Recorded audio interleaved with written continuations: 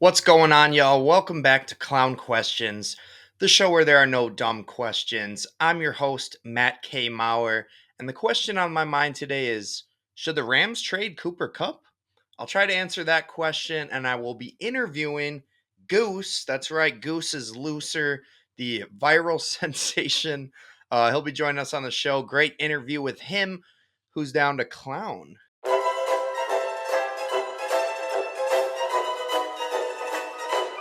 That's a clown question, bro.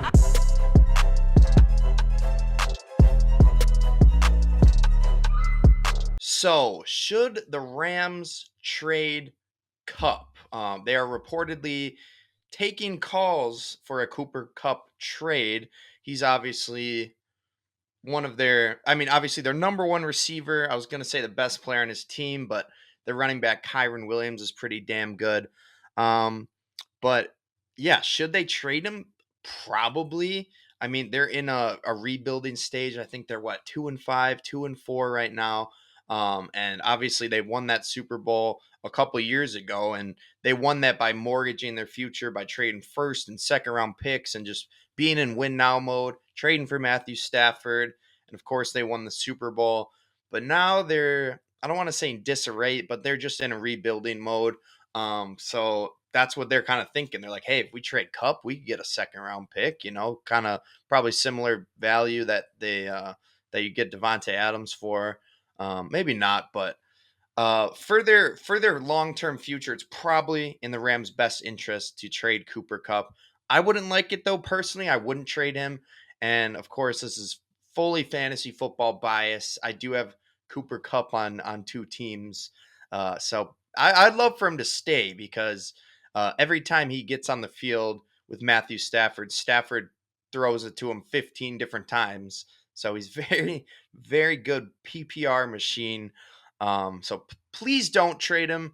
But like I said, in the long term future of the Rams, it's probably the smart move. Unfortunately, I mean, you'd rather lean on Puka Nakua for the future. Hopefully, once he comes back from injury, Kyron Williams, their young stud running back, and who knows how many years Matthew Stafford has left. He could retire in 2 to 3 years, maybe sooner. So it's definitely in their best interest to trade Kupp, but please don't. Please don't. Let's move on. Let's talk some women's basketball. We got the NBA starting up, and that's right after the WNBA just finished this past Sunday. So my question regarding that is Ionescu number one? The answer to that is kind of yes and no. Yes, she's number one because she's a champion. The New York Liberty defeated the Minnesota Lynx in Game 5. Congratulations to the Liberty. But I was asking, is Ionescu number one? Is she the number one player? Before Game 5, I probably would have said, yeah, she's the best player in the league. But after Game 5, the answer is probably no because we don't really know, is she really even the best player on her team? That's not a knock. I'm just stating that because Jonquel Jones, one of her teammates, actually won WNBA Finals MVP as the Liberty won it all. I should say congrats to the King on a correct prediction. He had Sabrina Ionescu and those gals winning it all, and they did. And so Ionescu, yeah, number one in terms of being a champion, but probably not the best player in the league. That's probably still Asia Wilson. But man, Ionescu, she hit a dagger three from the a logo three from Curry range with 1 second to go. Probably the most electric play of the WNBA season. Maybe up there in all time moments. I can't remember. I haven't been following the WNBA for more than 1 year, half a year, we'll call it.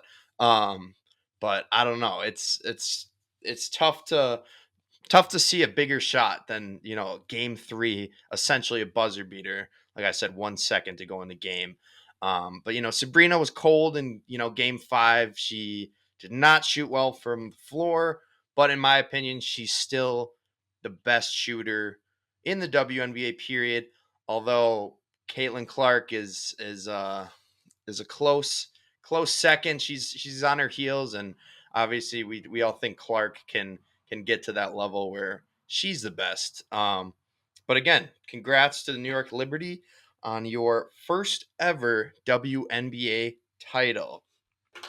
Let's get back to some football. Who's out is my question related to football. Um, a lot of people. There have been injuries galore this season, and this week was no stranger to injuries. Rookie star quarterback Jaden Daniels has a rib injury. We don't know if he'll be able to go next week, but it doesn't sound like a long term injury. Sounds like he might have been able to come back and play in the game, but the Commanders were up like 28-0 on the Panthers or something like that. So they're like, you know what, Jaden, how about you just chill on the sideline there? DK Metcalf got hurt in the Thursday night game. Doesn't seem as, like I said, not a serious injury for Metcalf either. But he'll probably miss next week, maybe a couple weeks. But the main injuries that we should be, worried about, or I'm not worried about, just the injuries that were the most impactful are three notable guys are done for the year. Brandon Ayuk out for the season. I think he tore his ACL. Chris Godwin out for the year. He dislocated his ankle. Tough injury there. I didn't mention Debo Samuel wasn't hurt, but he had an illness. He played like 3 snaps in that game. And Godwin's teammate, Mike Evans, also got injured. Doesn't look like he'll be done for the year, though. Maybe a couple week hamstring injury. And then the last done for the year guy that I'm going to mention is Deshaun Watson, the hated Cleveland Browns quarterback. He tore his Achilles. Myles Garrett and Jameis Winston, I'm sure other teammates, came to Watson's defense after the game because as Watson got hurt, they were in Cleveland and the Cleveland Browns fans started cheering. Not a great look for Browns fans, but maybe I should just say it. Uh, I'm not in favor of cheering for an injury, but if there's anyone in the league that deserves that to happen, it's probably Deshaun Watson. I mean, the dude has assaulted 20 different women. He's settled 23 to 25 different lawsuits. He just had a couple new ones levied on him. So obviously, I don't root for injuries, but man, were the Browns fans happy when they saw that happen. He got hurt. DTR, Dorian Thompson Robinson, came in relief, and I guess DTR got hurt as well, bringing in Jameis Winston as the emergency QB. I don't know why Jameis Winston was inactive for that game. I thought he was the backup, not DTR. But I don't expect DTR to be the starter as Watson's done for the year here. I expect it to be Jameis Winston. And I've been saying it since before the season. The Browns are going to be trash unless they get Jameis Winston. So I like Jameis Winston to go on a little run here. They're too far in the hole to make the playoffs. He's not going to do that, but we're going to have some fun Jameis games, some, 350-yard, 3 interception game that'll just be entertaining as hell. Jameis is one of the most fun guys to watch in the league. So again, not happy for Deshaun Watson's injury, but I am happy that I'll get to see Jameis Winston play. And honestly, do you think Deshaun Watson, he might be glad he's hurt? Obviously, Achilles, that probably hurts to tear that. But he's got what? How many 200 million guaranteed dollars sitting in his bank account, or waiting to go into his bank account? Um, so let's just move on. We don't need to talk too much Deshaun Watson. Let's just root on Jameis as we go through the rest of the season here. One other guy who's out is Tony Bennett.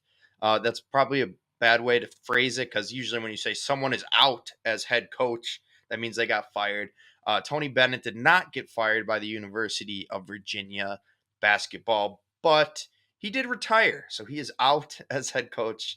But happy trails in retirement. I was kind of looking at Tony Bennett this offseason, and hey, maybe we fire guard and hire this guy, but he's retired. He's retiring a champion. Obviously, his team was god awful in the tournament last year. So were the Badgers. But I'm getting off topic. happy trails, Tony Bennett retirement. Um, think about coming out of retirement if we fire Greg Gard. We'd love to have you. Um, sorry, Greg, getting some cheap shots in on you here, but let's move on. Talk a little baseball. And my question for that is, do I know ball?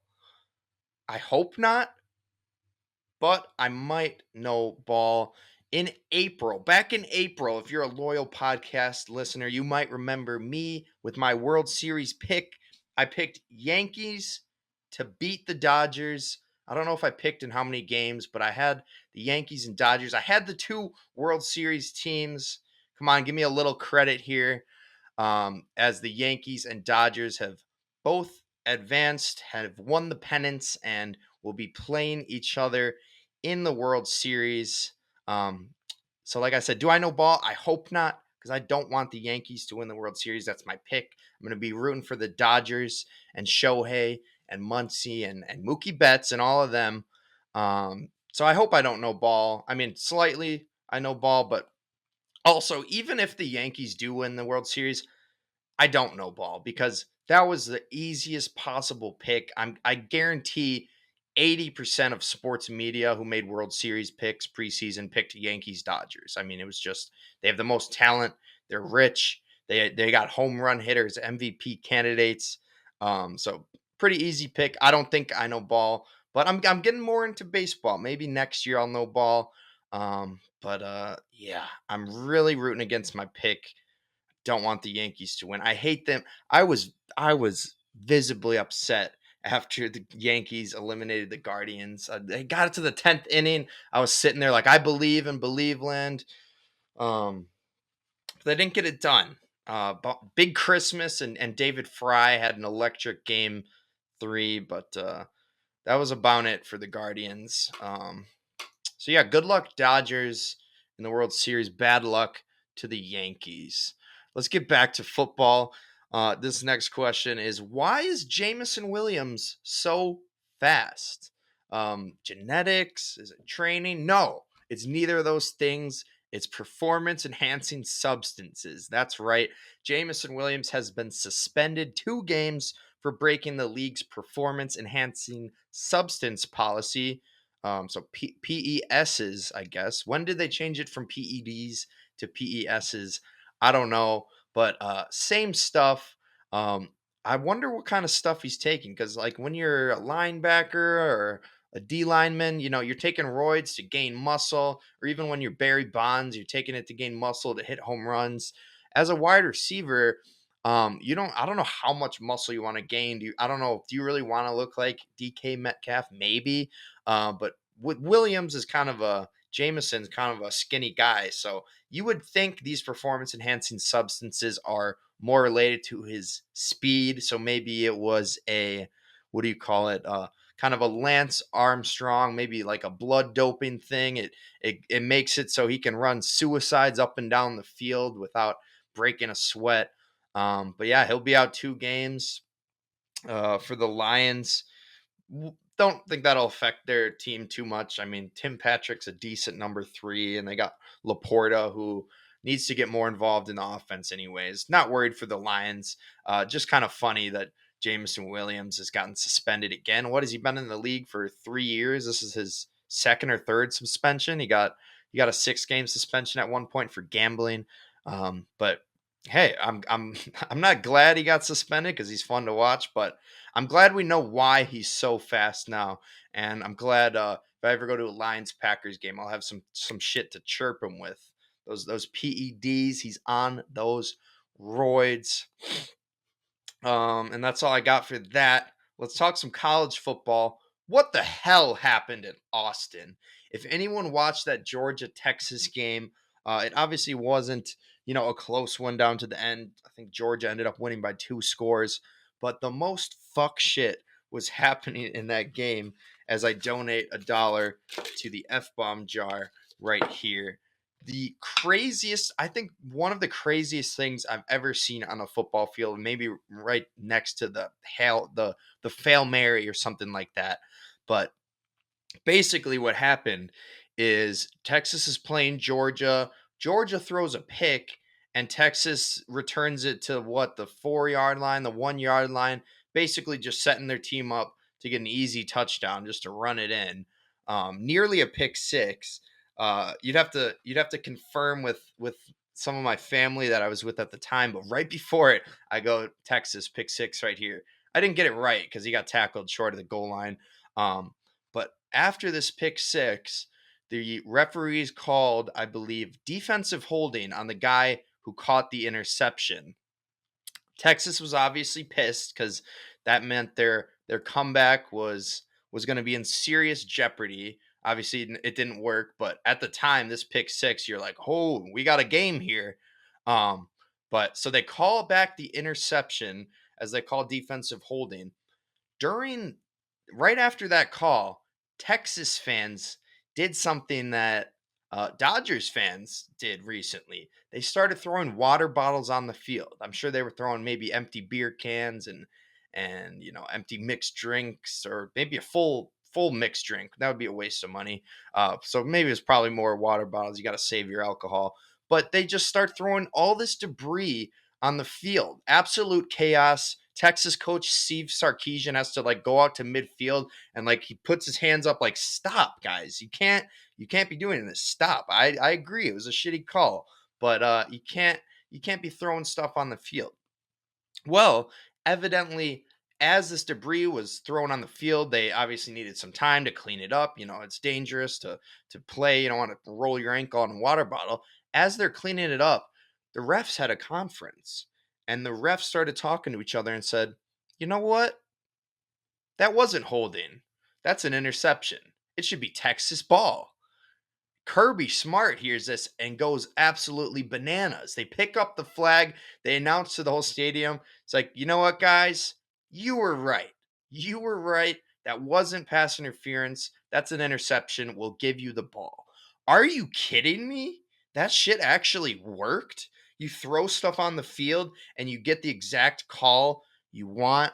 Uh, Sets quite a precedent. It gives us an idea of what to do next time the refs screw us over in a game. Um, Kansas City Chiefs are going to have to be ducking water bottles now, on the road when they're obviously, people always say you get the Chiefs whistle. But someone else is going to try it. I don't know if it'll work again, but I was just flabbergasted that throwing water bottles and random shit on the field actually got the refs to change the call. They see all this debris. They're like, you know what? Maybe they're right. Maybe we got it wrong. Just absolute scene in Austin. Although Georgia did go on to win, but still just wild to me that throwing stuff on the field did exactly what the fans wanted, which is reverse the call. Only other thing I got on college football is Alabama lost again. Um, that's not a question. That's just a statement. I'm a hater. I'm a Bama hater. I hate all the good teams because I ain't them. But yeah, they lost to Tennessee. Not a bad loss, but gives them their second loss of the year. Their playoff hopes are somewhat in jeopardy. Although I would say if they run the table, and I don't know, they probably wouldn't make the SEC championship as a two-loss team. But if somehow they were able to do that and they won the SEC championship, I'd say they're still in the playoffs. But I don't know. If Bama wins out, I still think they got a pretty damn good chance at the 12 seed. But fun to see them lose. Fun to see him lose. Speaking of someone who's fun to see him lose, Stefon Diggs, the Texans wide receiver, my team, the Green Bay Packers, beat the Texans on Sunday by a score of 24-22. Diggs has a notable matchup with Jair Alexander. They've been beefing for years back, probably dating back to when Diggs was a Minnesota Viking. Um, and yeah, let's just say Jair locked him up, and Diggs had some choice words. Not really some choice words, but he had some words afterwards in the locker room. And just an all-time quote from him. So yeah, this week's first interruption is with Stefon Diggs. So let's see what Stefon had to say in the locker room following a 2-point loss at Lambeau? I was walking to the locker room in the beginning of the game, and I heard somebody chirping. And I'm never the bigger person, so that's how I go and give a fuck about myself or with a million. So I'm never the bigger person. I ain't letting shit go. You know, obviously they picked it up or whatever, but I ain't with the football tough guy shit. It is what it is. You know, I can't Down, right? all the time. But I ain't getting into all that. It's just I ain't letting shit go though. All-time quote from Diggs there. I included the clip on the YouTube of kind of a little, not a scuffle, but some pregame trash talk. You saw Diggs getting into it with Keyshawn Nixon. I don't think it showed it in the video, but he was definitely getting into it with Jair Alexander. That's been, like I said, a rivalry for a while. But all-time quote from Diggs: "I'm never the bigger person." I don't think I've heard someone say that, but that's hilarious. He's like, you know what? I don't even care. I'm petty. I'm not gonna sit here in the locker room and be like, oh, it was nothing. It was just friendly competition. He's like, no, I'm not a big person. The bigger person would have walked away, but I wanted to talk my shit. So I absolutely love that from Diggs. Got him in 2 fantasy leagues. Love him as a player, but also I love that Jair Alexander has his number. um, he had him in hell on Sunday. To quote this Twitter post, his stats when facing Jair Alexander on Sunday were 0 catches for 0 yards. He had, some yards and catches outside of that, but when Jair was guarding him, clamps, couldn't do nothing. Um, but again, I love "I'm never the bigger person." I love that quote so much. Reporters like nerd like 10 toes down, right? He's like, yeah, yep, standing on business. But yeah, tough loss for Diggs, and it's a tough game anytime he plays Jair Alexander. Diggs in 7 games in his career against Jair Alexander has 8 targets for 3 receptions, 21 yards, and 0 touchdowns.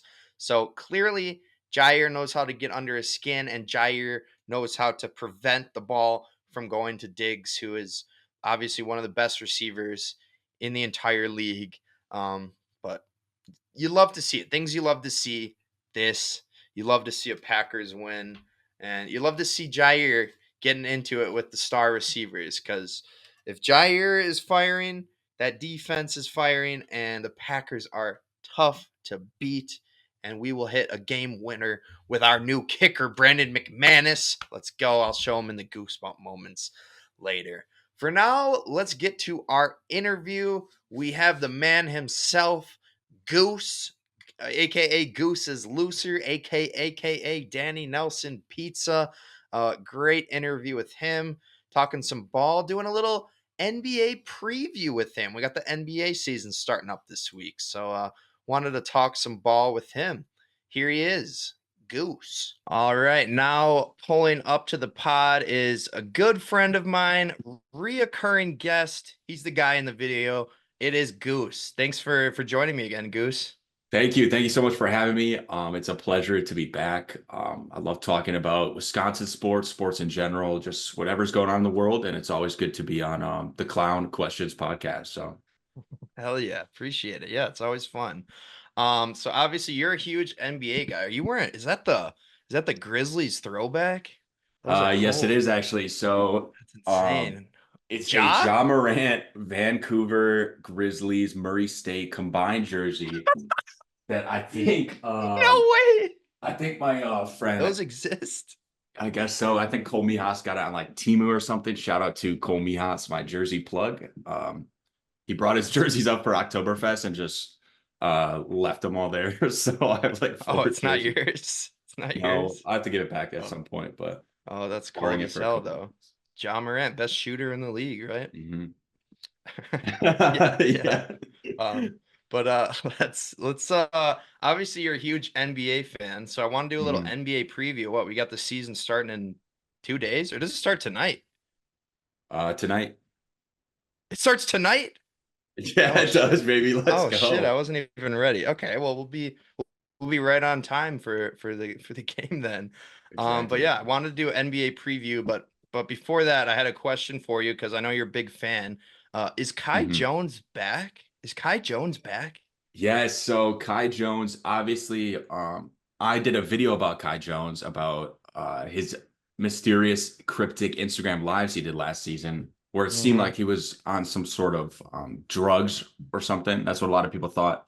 But it turns out I did more research on him, and he is just that's just his way of life, and that's his mentality going into things. He's very spontaneous, very fun. He loves life. He enjoys basketball, and yeah, he's made a great comeback. He did great in the summer league. He's done great in the preseason with the Clippers so far. He actually secured the full deal to the end of the season. So congratulations to Kai Ooh, Jones. let's go. Absolutely. He's the GOAT. He's the GOAT. He's rocking number 23. He's bald now. So he's doing his best Michael Jordan impression. And I think most improved player, I think, is due for him. Yeah, I was interested to see. Like I saw. I'm like, is that Kai Jones? He's bald. I feel like usually didn't he have like purple or blue or green hair? Yeah. Just like always Yeah. dyeing it. It was always like But the Hornets colors. oh yeah, But sure. then yeah, I guess now he's Michael Jordan. He also had a game winner. He had like a game winner alley oop in the preseason, which was Did he do explosive. the alley or the oop? He ooped it down. And with like point 0.5 left, I think it was like tied. And then Yeah. he also has a So couple I don't want to just like plug Kai Jones, but he also has a couple songs on Apple Music and Spotify. oh, I forgot he's a rapper. Yeah, they're worth a good couple listens. I Is he listen to better whatever they came than out. is he better than Iman Shumpert? Um, he's got his own style. He's got his own style for sure. His is more like new gen. I feel like Iman was like just like, Iman. Yeah. But I Yeah. would say I would say definitely give it a listen. What about Dame Dalla? Who's better rapper? Um, I know you listen to some Dame Dalla, right?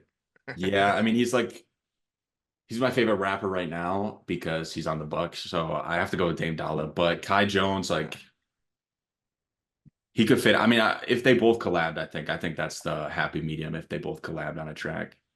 Yeah, love it, love it. The new Jordan, Kai Jones. Hmm. But yeah, let's talk maybe some NBA players that'll play a little more than Kai. But NBA preview. So starting off, I had to ask you because obviously this was probably a big topic of discussion in the NBA offseason. Is this one of the worst draft classes ever, or do I just not know ball? So this was a good question because I think the NBA draft in general is going through a lot of changes. I think we're seeing a lot more overseas players coming in. Hmm. Actually, 3 of the top 10 players are from France in this year's draft. So it's hard to keep tabs on these overseas players because I don't think anyone that I know anyone that you probably know is heavy into that overseas basketball scene. So I feel like we just don't know a lot of the players coming up. And I feel like there's so many different routes now too. You can go overseas to the G League first. You can go to the G League and then get drafted. Like I know a couple top first round players got picked from the G League Ignite team. So I Mm, don't think it's not knowing ball as much as it is just the wide variety of people and the way they get to the NBA. I think is just changing in general. sure. Who's the rookie of the year for your money? I like Risache. Yeah, Zachary. Zachary Risache. He's gonna be on the Hawks, and I think I've been playing a little bit of 2K25, and he has won Rookie of the Year a couple times in some of my Oh, simulated seasons. So, oh, there you go. There you go. So number one overall picks got it going. mhm. All right. Well, let's talk about your team a little bit. Yeah, You think the Bucks can put it together this year? They got Dame, they got Giannis. We're yes, we're kind of waiting on this duo to kind of bring another championship back to Milwaukee, right? You think is yes. this the year they put it all together? I think it is absolutely ridiculous that somehow the Milwaukee Bucks have become the most underrated team in the NBA this season. Um, Based Yeah. on what I've seen, the predictions they have them as the 4 seed, the 5 seed. It's a little ridiculous when you think about it.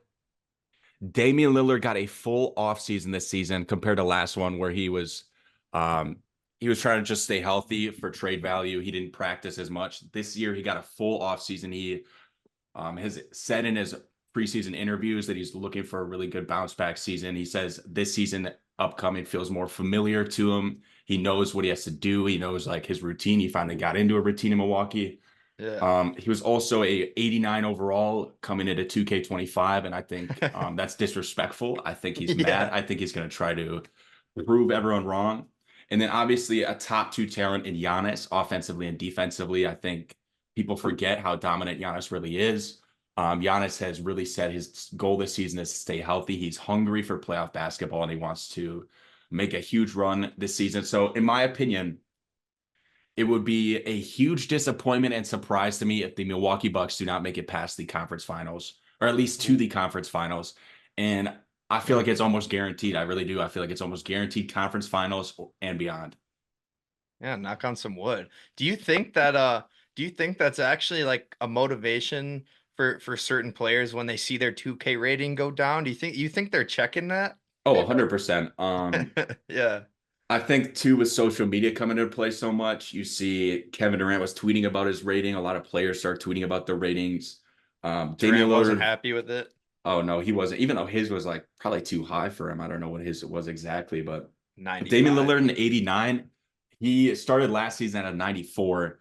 And last season Oh. he averaged like 25 and 7, and they called it an off year for him. So I don't know They how he went moved him down down. 5. They moved Wow. him down 5 to begin this season. So I think you never want to like, I feel like as an NBA player, like psychologically, you never want to be like told you're falling off. And you're either a dog and you respond by bouncing back like crazy, or you are falling off.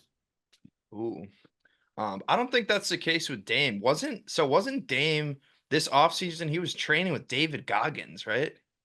I have no clue. I did not see Oh, you didn't see I no, saw I but I don't know, I wouldn't be saw a couple surprised. videos of him with Goggins. I mean maybe not the entire off season, but even a week with Goggins. I I mean, like that. that'll I mean that's just music to my ears the more I hear about that. I know like the whole team was in Greece for a while too, doing all these sets. I know, and having a mm, full season where Doc River or off season where Doc Rivers can actually go in and think about the full season that they had, the postseason they had, and really work with his pieces and figure out what's going to work for this offense. I think on all fronts, especially if Damian Lillard was in touch with David Goggins, I think on all fronts is going to be a very scary team coming out. yeah, but so they were in Giannis's hood. The whole team went to Greece Uh, just I because, just think a little team building. yeah, definitely. It was definitely some team building, and I think it was. I don't know if it was everyone or a lot of the players, but I know a lot of the young guys too were getting mentored by Giannis in Greece, from what I've heard from my insider reports. Okay, sure. But yeah, it sounds like they were in Greece. NBA Great team insider bonding. Goosey. hmm Yeah. I'm tapped in. Okay. Yeah, well, I like it. You're confident in the Bucks, and yeah, I think I agree with you. They're not getting the respect they deserve.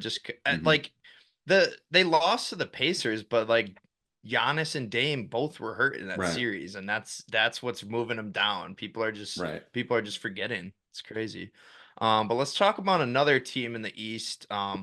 Unlike the Bucks, they haven't won a Yeah. championship in quite a while. I don't think they've been to the conference finals even. So is playoff P going to finally make the 76ers legitimate contenders here? I know he got the injury, but more long-term, season long. How do you see that playing out? Yeah, so I have two words for you. Hell no, never.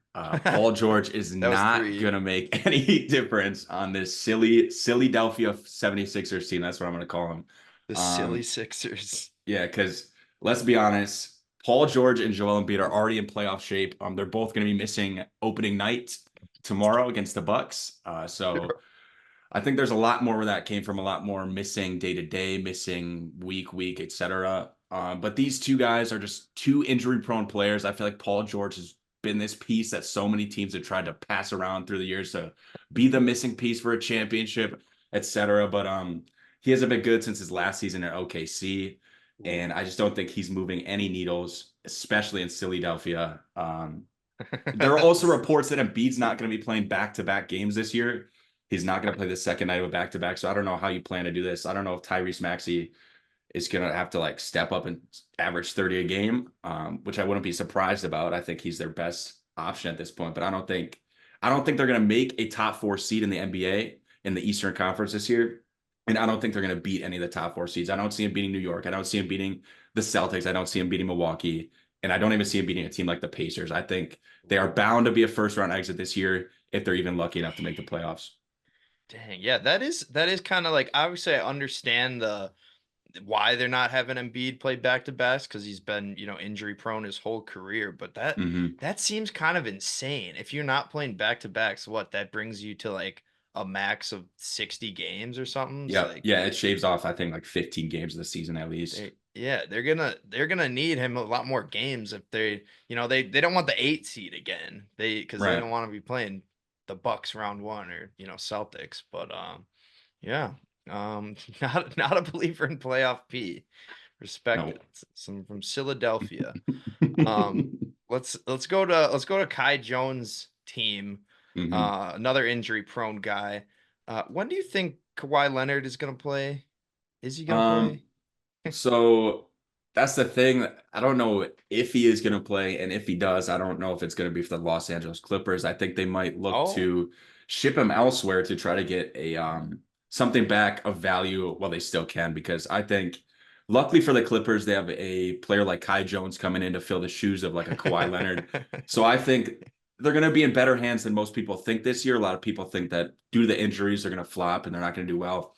I think they have a couple good young pieces like Kai Jones, for example, who could really save the season for them. But as for Kawhi Leonard, I don't think he's gonna play any more meaningful basketball in the rest of his career. And I don't think that's a knock to him. I just think it's all the yeah, injuries, unfortunately, that kind of led to this point. I would love to see him try again, but I don't think it's gonna be for the Clippers, and I don't think it's gonna be anything worthwhile. interesting. I guess it's James Harden's team now. hmm But that's interesting. You like Or Kai Kawhi Jones. for you or Kai Jones. Kai Jones's team now. Um, but that the trade piece is interesting. What do you think about maybe Kawhi Leonard to the Milwaukee Bucks? Make a big three with Dame and Giannis and Kawhi. What do you think about that? Um, I would say no, just because we're Ooh, getting too old regardless. I think Brooke Lopez is getting old. Damian Lillard, unfortunately, is 36, I believe, damn. which is a little unbelievable. But yeah, he's getting older too. He's going to be on the last year of his like prime, probably. So I don't think the Bucks need to get any older. I do like our young pieces we're developing. If we get a piece like Kai Jones, maybe that would be really good.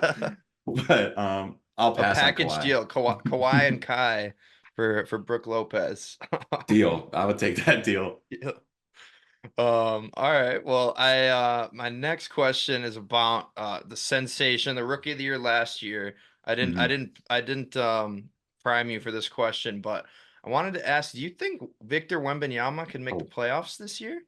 yes, I would almost Guarantee it? guarantee it. I would almost Oh, guarantee it because I okay. think the West itself is going to be very, very, very, very, very, very competitive. I think every single team besides the Trailblazers and the Jazz have a chance to make the play-in at least. So I think it's gonna be a real battle. I think it's gonna be a big test for Victor Wembanyama, but as long as he stays healthy, I think the mentorship from Chris Paul, they could obviously he's just a shell of what he used to be, but I think I think they have a chance. I think they have a chance to make a good run to the Hmm. playoffs. I think Wemby has a good chance to be a DPOY or MVP candidate. Either Yeah. way, they are definitely on my list of teams to watch this season. It's gonna be spectacular. Yeah, sure. I'd love to see Wemby in like a play-in game. That would be hmm electric. Um, Speaking of someone else who's old, LeBron James. I'm obviously a Lakers fan. So hmm I'm hoping you say yes, but I know the answer is probably no. Do you think can LeBron make Um, one last run, just one more, get to five? uh, one more run at chip. I would never count out the king. I mean, I'm a big LeBron fan. I think he's a GOAT. I think this Lakers team hasn't really upgraded from last season, besides maybe head coaching wise. I think Mhm. if JJ Redick can prove himself to be a good coach, I think they have the talent to make a good run. I think it just depends on their chemistry. Obviously, they're a very media centric team. Like the media covers them nonstop, and now especially with Bronny coming in too, it's just going to be a nonstop Yeah. landslide of Bronny and LeBron posts. So I think if they can kind of block out that noise and just focus on the basketball, I think they have a chance to do something great. Um, and but I also think The last dance for LeBron here. yeah. Well, it sounds like so. I just saw a report earlier today. Insider Goose here. I saw a report that he has a couple years left. He might have 1 to 2 more years after this year. So, Oh, okay. So this which isn't the last one. I don't think so. Sure. But obviously, you don't know with LeBron. You don't. I mean, I think it all depends on how the season goes. Honestly, I think if LeBron is in a place where he still feels competitive, I think he'd come back and try to make another run at it. Because as long as he's playing and like feeling healthy and still being like amazing, like he is, LeBron is. He's just so amazing. I think anything could happen. So. Sure. Well, as far as his son goes, what are your Hmm. expectations for Bronny James Jr. this year, Yeah. the second round pick? As amazing as I just said LeBron was, his offspring is not to the same standard. I think his goal this year should be to farm the clip as much as possible. Get that clip of you throwing a alley oop to LeBron. You think he should clip farm this Get the year? clips down. Develop as a player. Obviously, everyone's gonna have all these narratives. You have to remember, like, no NBA player drafted in that position has ever had like a really meaningful spot on an NBA team. So I think if he can get his clips, try to develop the best he can, and then I think at the end of the season he's gonna find internally whether he's a dog or he's a clip farmer. And if he is a dog, he'll continue to play. But if he's a clip farmer, it's not in the cards. He can go back to playing 2K and Call of Duty. So. Fair enough. Yeah. He's in the FaZe clan, right? Uh, Something he's still associated, I think. Yeah, I'm pretty sure he just like phased by big association. big Fortnite guy. Hmm. But yeah, no, I don't know. I wouldn't mind the clip farming though, because that Bronny to Bron alley oop is gonna be Oh, it's amazing. magical. It's gonna be Sports Center is gonna have that shit on repeat for a week. Yeah, Um, I probably will too. yeah, as you should, as you Hmm. should. So I only got one more question on the NBA for you here. Can you Hmm. give me your NBA Finals Yeah. pick? Yes, I can. And I'm sorry, Adam Silver, to leak the script to you and leak your entire the work that you guys have been doing in the offseason to write such a great script. But I actually figured it out. It's gonna be the Thunder and the Bucks in the NBA Finals this year. The Thunder have all the pieces. I think they're young. They've gotten better every single season. I think you have an MVP in Shea Gilgeous-Alexander. I think you have a up and coming star in Chet Holmgren. I think you have great defensive young pieces. I think you have great 3-and-D players. I think the Thunder are going to make the finals, and I think the Bucks, based on what I just said, are going to make the finals. And I think the Bucks are going to beat the Thunder in the finals, and then this is going to start a chain reaction of the Thunder making the finals for the next couple years. And then the Bucks, this is all we really need to make Wisconsin happy for the next like 50 or so years. It's just one more. Damn. So you got the baby Thunder losing to the Bucks in, I'm assuming, 6 games. Yep, yep, yep. Damn. But so you think losing in the finals will inspire the young Thunder to continue to make it back to the finals? Yeah, but That's then interesting. the problem is the next like 3 years though, it's gonna be a lot of Thunder Spurs conference final battles between Wemby and the Thunder and Chet Holmgren and Wemby. I see the entire script of what they did. Yeah. But You yeah, saw so it's you either gonna be the Spurs or Thunder for the next 3 years, alternating maybe. I don't know. you saw the script? Yep. And Okay, yeah. once it happens, we can replay this and it's gonna be like, Hell yeah.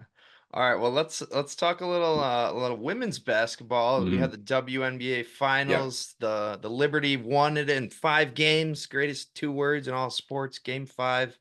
So obviously she didn't have a great game 5, but right. only question I got on the WNBA for you is Sabrina Ionescu the best player in the league?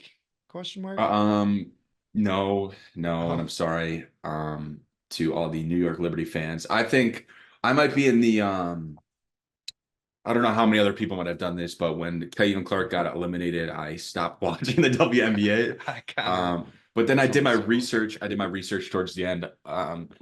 And if you take the entire season overall, the entire WNBA season, there's this app called Reel where I use that to check like live sports games. There's not an ad, but it's like Sure.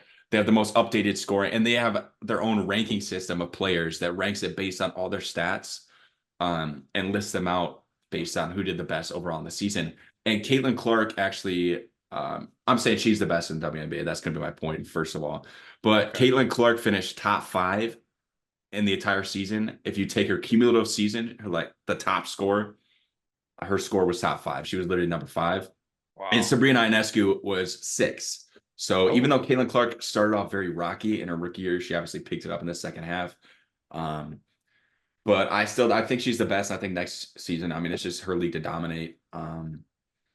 Yeah. But yeah, not Sabrina Ionescu, especially because in the last two games of the finals, the WNBA finals, she did go 1 for 15 on 3-pointers, which is Oh, just yucky because like it's her whole season that she worked super hard for, and obviously she put in the work and her team won it all anyways. But that game winner though, that was yeah, sick. that Game was three. sick. Yeah. But no, yeah, you're right. That's pretty incredible that Clark's top five after, just Hmm. being a rookie. So you're already giving her the baton, Yep. you Yeah, know. because I think a lot of WNBA fans right now are very casual fans. So you get like obviously the big picture storylines of Caitlin Clark versus Angel Reese throughout the season. Then you get a sprinkle of Sabrina. You get obviously uh Asia Asia Wilson. Wilson. Yeah, she MVP, just absolutely baller stuff. Obviously get the Brittany Griner side of things. But Yep. I think those are probably the five. Obviously you can name some of the legends like Diana or Churisari or whoever.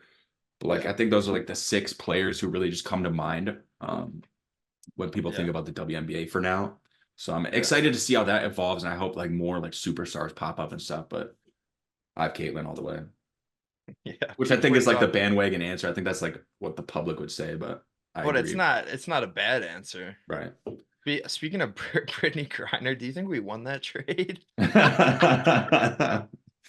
I'm no GM. I'm no GM, but I don't Merchant know of if I would Death have made straight that up for trade. Griner. You wouldn't have made that one. I don't All think right, so. I sorry, I think didn't. I We think we can got fleas. we can move on. Um, but I was wondering, would you like to do a new segment presented by no one? Yes, I would. Okay, I actually stole this segment from you. Nice. This segment is called "Let's Play a Game." Nice. Taking that from your recent some recent TikToks from you. Oh yeah, I've been doing a couple Yeah, games. new segment. Let's play a game. The game is called WNBA player or white female rapper. Okay. So you got to tell me if it's a WNBA player or white female rapper. All right? Okay. You ready? Yes. All right. Justina Valentine.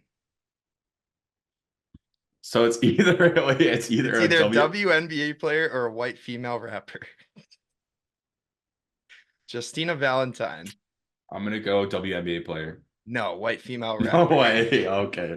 Nafisa Collier. That's got to be a WNBA player. Yes, correct. John Okay. Quell Jones. I mean that's I can't believe that's a female. Um She won the MVP. She won Finals MVP. Let's go. oh shoot. Yeah, WNBA Represent. player. Let's go. She doesn't get the She, pub Sabrina gets. she's Oh, I great just gave it series. away. Damn it. Yeah, Yeah, I know. I John Quell Jones, WNBA player. Okay, Kelly Mays. feel like it's a loser rapper name, but I think it's rapper. Yeah, it's white female rapper. Kate Martin.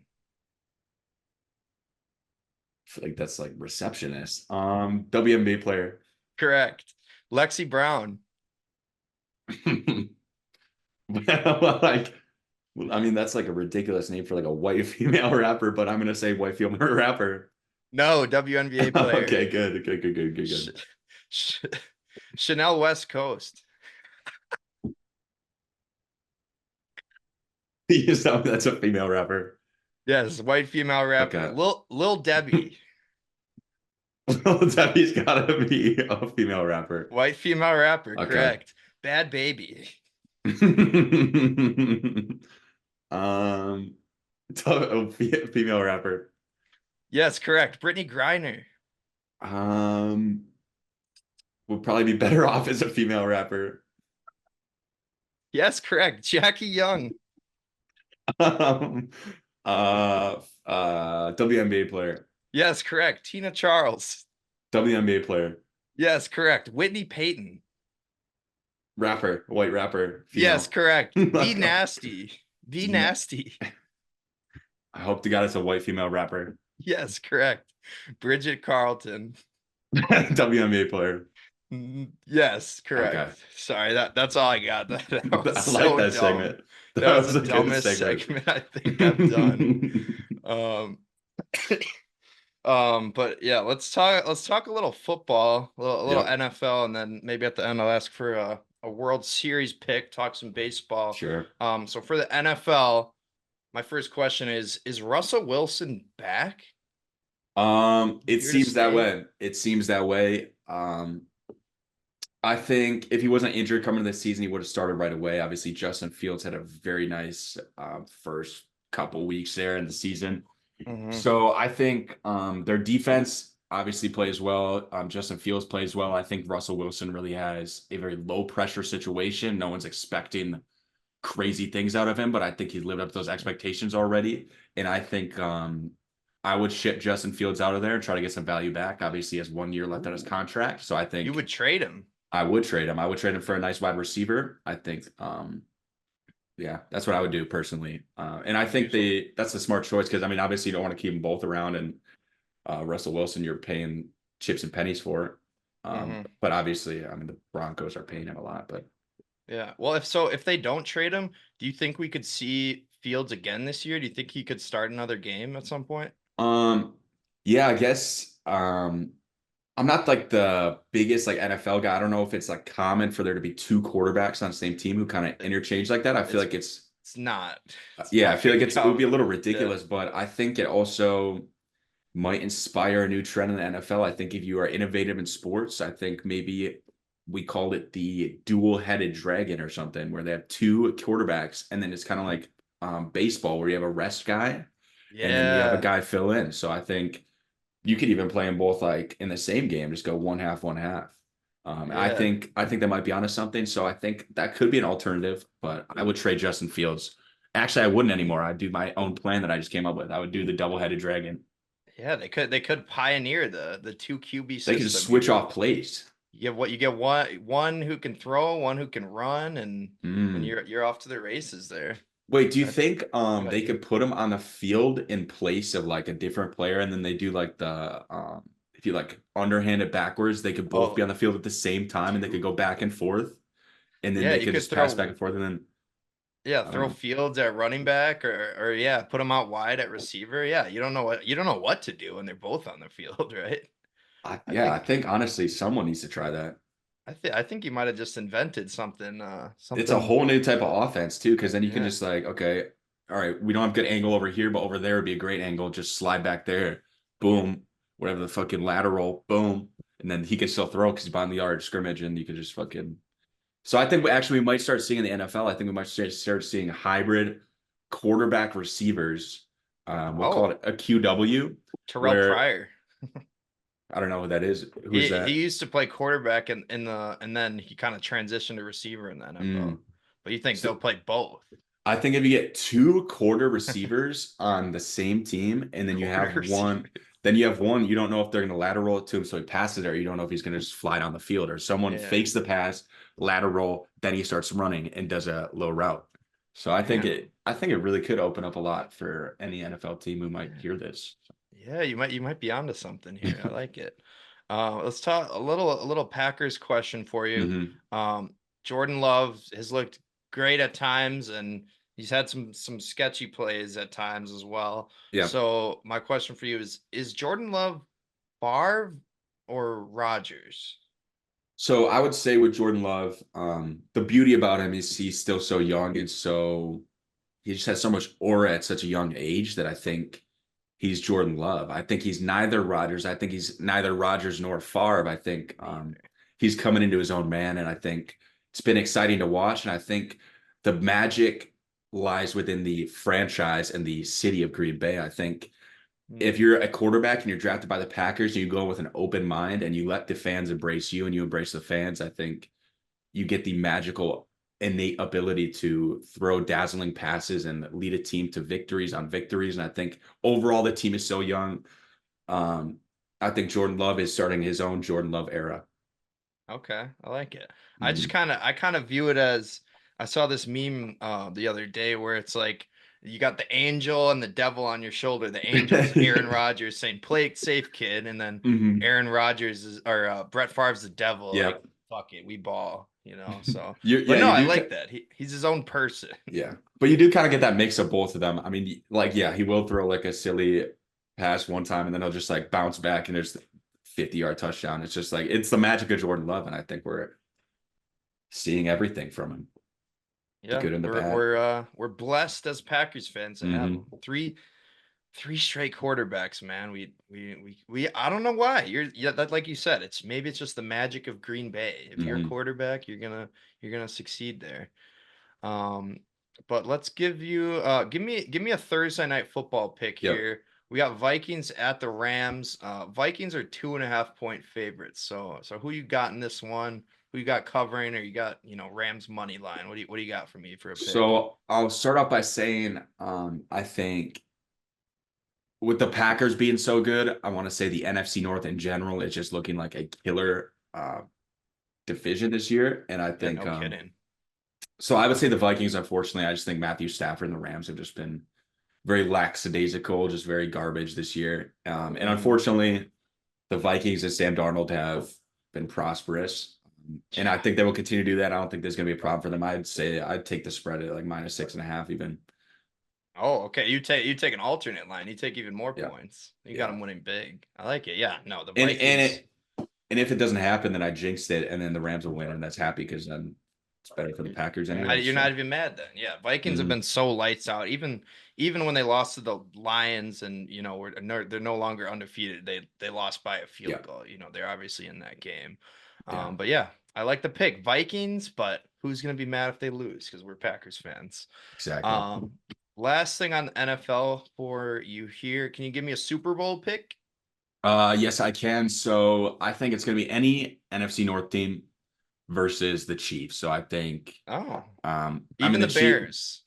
besides the Bears, I meant, Okay. as great as they're trying this year, it's just, I mean, they can try, but I don't think As it's gonna, that's great not as gonna they're happen. as great as they're trying. They It's got a winning inspiring to record. watch. It's inspiring to watch, but like, it's Inspiring unfortunate to for watch them. them It's try. it's unfortunate for them that when they're like finally doing okay, we're just everyone else is doing way better. So, So um, do you think it'll be the NFC North champion, whoever wins the division, no, or it could nope, be a wild card nope. NFC That's why I think North? the Packers might be set up for a nice early Super Bowl run from Jordan Love. I think that's also when you saw like Aaron Rodgers, like very like a young, like energized prime Aaron Rodgers going to the Super Bowl. So I think and especially when the playoffs come on, like it's that Green Bay Lambeau ability to really step it up and turn it on. Like you saw last year, Jordan Love took down the Cowboys like a champion. Hmm. So I think he has the drive inside of him. I think it's going to be very interesting. But and Packers Chiefs. If I had to call it, I'd call it there. I don't want to like make all my predictions as Wisconsin sports teams because that might come off as bias to some of the viewers back at home. So Yeah. I'm going to say the Lions versus the Chiefs in the Super Bowl if I had to really nail it down. But obviously, I want the Packers to win. I think they will win. But in terms of if I had to put all my money on it in this parlay, I would put my money on the Lions Chiefs in the NFL, and then I put my parlay money on the Thunder Bucks in the NBA, and it's all one Okay. big parlay. And who wins Lions Chiefs Super Bowl? Who wins Lions Chiefs Super Bowl? Shit, I'm switching it. Okay, I'm switching it back to the Packers. It's gonna be Packers Chiefs. Packers win because I really think Okay. someone needs to put an end to this like Mahomes like BS. And I don't think it would be the Lions. I think Jordan Love would have to do it. So Yeah, man, we can't let them win three straight here. no, it's That not would right. be that would be unprecedented. But yeah, that's all I got. NFL. One more. I want one more pick out of Yep, you here. We got the yep. MLB To Dodgers and complete the Yankees parlay, advance. Yeah, complete the parlay you got here. Who you got in the World Series? Yankees, Dodgers. Dodgers cinema. Boom. Dodgers. It's How many Dodgers. games?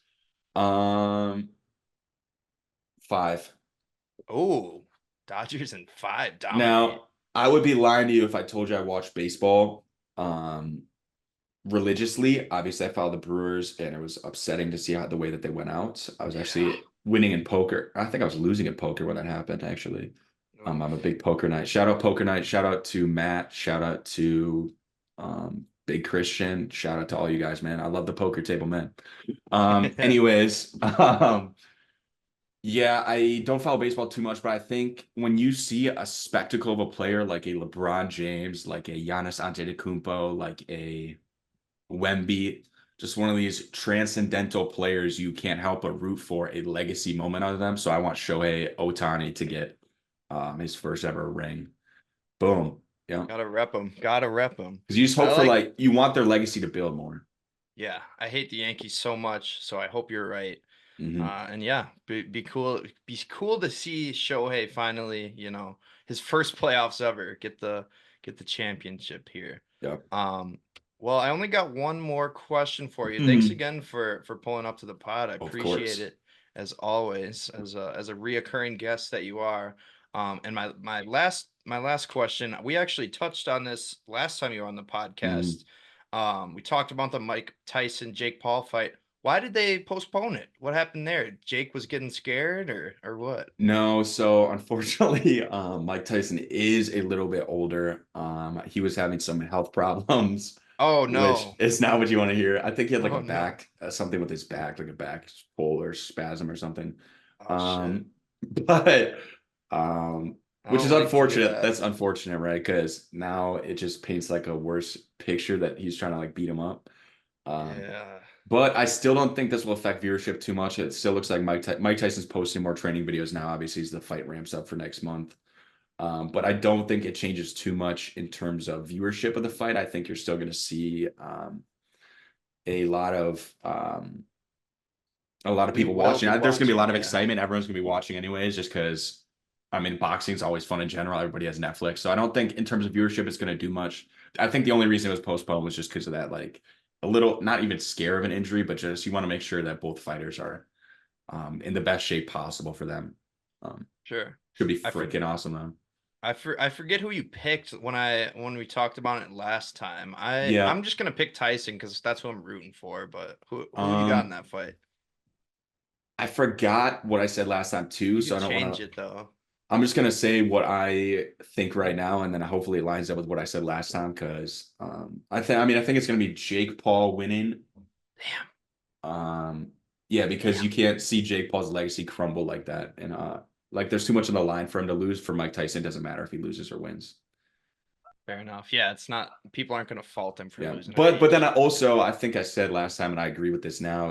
I want to see Jake Paul get beat up by Mike Tyson. Like I want Mike Tyson to drop him, and I think it would be electric for all the boomers to see one last knockout. Yeah, that would be awesome. Well, yeah, that's all I got for you, Goose, and yeah. That's keep rocking in the free world. Thank you. Do to the loot do. Do to the loot do. Yeah. Appreciate you as always, man. Let's hang soon. Hell yeah. Thank you so much. All right, bro. I'll talk to you later. All right. Thanks again, Goose, for pulling up to the podcast. Really appreciate it as always. And personally, NBA, it's a little too early for me, but I'm glad we got to talk some, do a little preview there. Yeah, Bronny for MVP, right? But let's get to everyone's favorite moment of the week, of course, which is the Goosebump moments of the week. Starting off at number 10, we have Jake Bates hitting a 44-yard field goal to give the Lions the win over the Vikings. From 44 for the lead, Bates has delivered. Detroit is on top with 15 seconds left. Number 9, new Packers kicker Brandon McManus nails the game-winning 45-yard field goal. Wednesday, he's got this to win it. Low snap, the kick. It is good.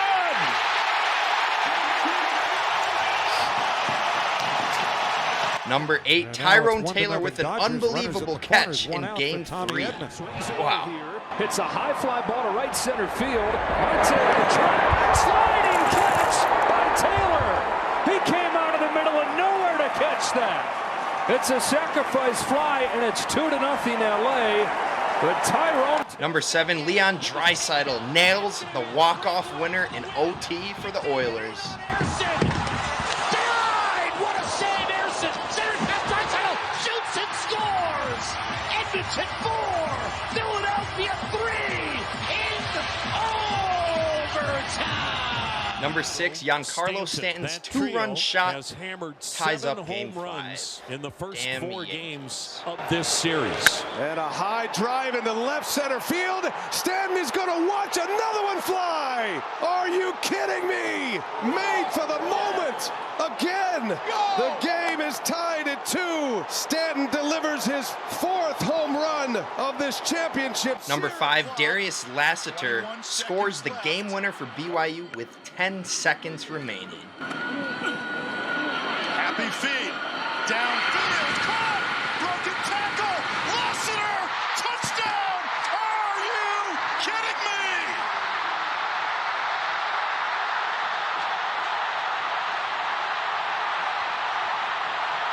Number 4, David Fry walks it off in 10 to give the Guardians the win in Game 3. Struck out. Any way at all here. Swung on, hit high, hit deep to left. There she goes. A walk-off home run. David Fry lights up the Cleveland. Number 3, John Kenzie Noel, a.k.a. Big Christmas, hits a bomb to send Game 3 to extras. Like the present. Swung on and hammered. High, deep to left. Away out of The ultimate present under the tree. Oh my goodness. John Kenzie Noel. The biggest swing of his life. Number 2, Juan Soto with a 3-run homer in extras to send the Yankees to the World Series. Soto, a high fly ball to center. Thomas backing up. Thomas at the track. And Juan Soto, a 3-run home run. Soto magic in Game 5. Number 1 moment of the week, Sabrina Ionescu with a logo 3 at the death to win Game 3 of the finals. Game 3. 4 seconds. Ionescu will heave and hit and hit. Sabrina Ionescu with the biggest shot in Liberty history. 80-77 New York in front on a logo bomb. Woo! Sabrina Ionescu is cold as hell. Nails the game winner from the logo from Curry Range, goes on to win the championship. One other thing I wanted to note from the Goosebump moments of the week is I had 2 Game 3 homers from the Guardians, but I had the tying home run above the walk-off home run. I know that seems a little weird, but I don't know why, but the John Kenzie Noel game tying home run was like somehow more electric than the walk-off. Big Christmas, obviously a play on the Noel as his last name. Big Christmas is one of the best nicknames in all of sports, and great call from Brian Anderson there. You know, there's presents under the Christmas tree. Christmas came early. But of course, Juan Soto's home run was ahead of both of those, which sucks. Yankees do not suck. They're very good. And according to me in April, they're going to win the World Series, which sucks. Hope you guys are hearing all these Slack notifications. Hopefully they're not too distracting. But let's finish out the show here with a TNF pick for Thursday Night Football on Prime Video. Prime, sponsor me. Jeff Bezos is king. Just kidding. He sucks. I don't even care. I'll give up the sponsorship so I can shit talk Bezos. Bezos seems like a really bad guy, guys. But let's stop talking about Amazon Prime and start talking about Thursday Night Football. We have Vikings at the Rams. Vikings are 2.5-point favorites on the road. My pick is going to be the Vikings minus 2.5. And I want to tell a little story here. Back in 2019, everyone wrote off Jets quarterback Sam Darnold as a bust. Famously, in one of his games, he said, and he was mic'd up for it, "I'm seeing ghosts out there." He's come quite a long way since then, and with players such as Jonathan Greenard, Harrison Smith, Stefon Gilmore, and Andrew Van Ginkel on the Vikings defense, it will be Stafford, not Darnold, who will be seeing ghosts in this game.